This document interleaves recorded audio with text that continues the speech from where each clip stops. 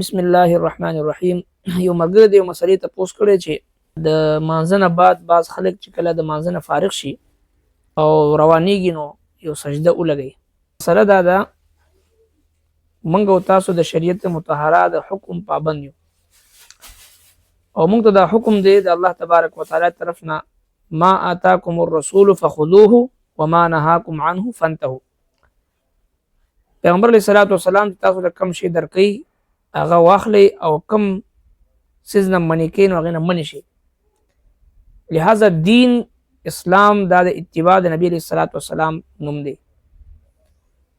او د نبی علیہ الصلوۃ والسلام نه دا ثابت نه دا چې د مانځنه کله فارغیږي نو اضافي سجده لګول او بیا خصوصا د دې اهتمام او التزام کول دا بدعت دی او د بدعت نه ځان ساتل دا د مسلمان لپاره ضروری دی.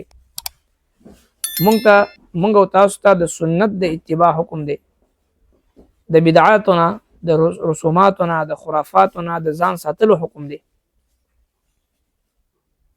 او اصل کامیابی د یو مسلمان لپاره غدا دی چې هغه دغه ناستا ولاړه ملاستا خوراک اسکاک معاملات لین دین ارس د نبی کریم صلی الله علیه وسلم د اطاعت او دغه په اتباع او دغه د حکم مطابق دا د مسلمان لپاره کامیابی ده.